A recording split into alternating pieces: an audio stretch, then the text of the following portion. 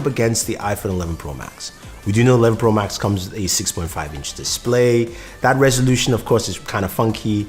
Galaxy, of course, comes with one of the best displays in the market, and the S20 Ultra is no slouch. At 6.9 inches, it is a lovely display, 2K resolution. You've also got 120 Hz refresh rates, but that's at 1080p. Plus, this device itself has touch sampling of 240 Hz, so which means when you're gaming, like I will be, and you see that in our next video, this thing is truly smooth and amazing. Now, in terms of internals, this is powered by the Snapdragon 865 processor. We've seen that this processor can shoot in 8K, and yes, this device can. We'll get to that in a second. But the 865 processor promises a lot of fun features, especially for gaming. Now, the iPhone, of course, has the, a Bionic processors, which are really good. So I'm not going to compare those two because we know how they both stack up, and we're still yet to see how well the A65 performs. But in terms of internals, you're looking at 12 gigabytes of RAM starting, and the Ultra goes up to 16 gigabytes of RAM. But in terms of storage though, this is where it beats the iPhone. iPhone starts at 64. This starts at 128. We'll go next level up to 512. And you can expand it with a 1 terabyte SD card because it still has an SD card slot in here. So that part is really cool. Now, when we flip devices to the back, this is where you guys are waiting for. Now, the iPhone has a triple camera setup. We know that. It looks pretty nice. It's 12 megapixels. And of course, now you can shoot with multiple cameras at the same time with that, of course, third-party app. But the iPhone is well known for its cameras taking great low light photos, as well as also video.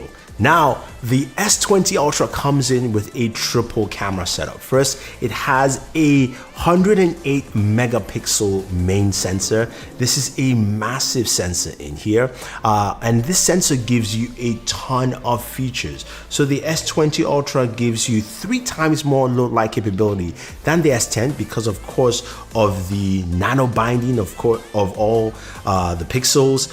You've got multi-ISO composition. So there are a ton of things that it actually does. We'll have to see that when we do the camera test. This also has, of course, lossless zoom, 10x lossless zoom, and 100x zoom as well. So that is also there. You've also got an ultra wide camera, telephoto, all those things packed in together to make it truly insane. Again, we have to see that. Of course, this time there is also support for, of course, steady shot. But steady shot has been improved to support both axes, not just, y-axis, but x-axis as well. And this device also shoots at 8K 24 frames per second, and it shoots all cameras on the Galaxy S20, just like the iPhone 11 Pro Max shoots at 4K 60 frames per second.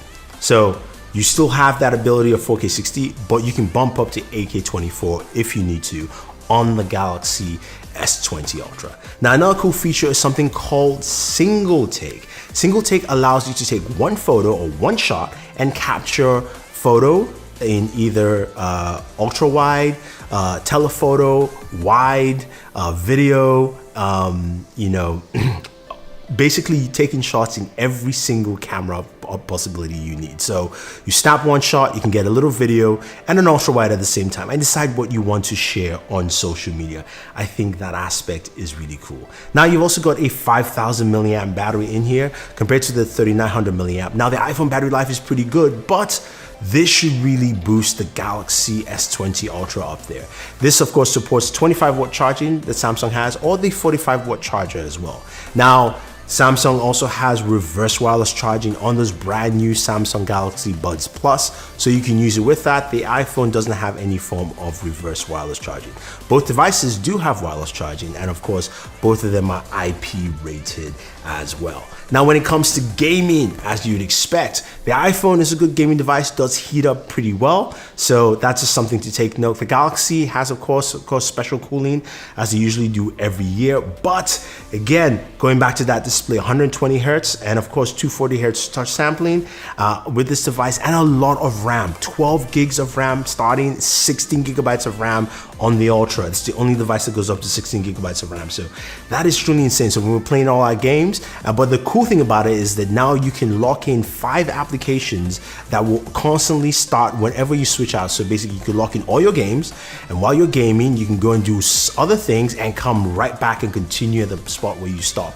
without, because you've got so much RAM to use. Now they're actually tying it in there to actually do a lot of stuff with this device. And here's the big kicker, compared of course to the iPhone 11 Pro Max. The Galaxy S20 Ultra is a fully 5G capable device. This is not a 5G variant or anything like that. It supports both millimeter wave and sub-6. So you can pick this up from Samsung.com and use it on any carrier's 5G service or any carrier's 4G LTE service as well.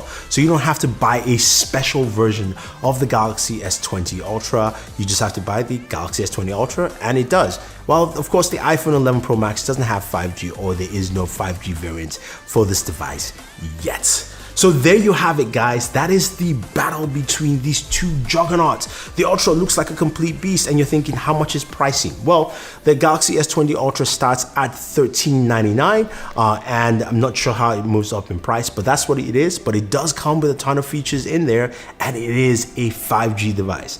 Let me know what you think, and also what kind of videos you'd like to see. I'll be doing my gaming video. I'll also be doing some more videos on the camera itself. We'll do a camera walkthrough for you guys. But if there's anything you want to see, leave your thoughts down below. Don't forget to like, share, subscribe, and always enjoy your entertainment.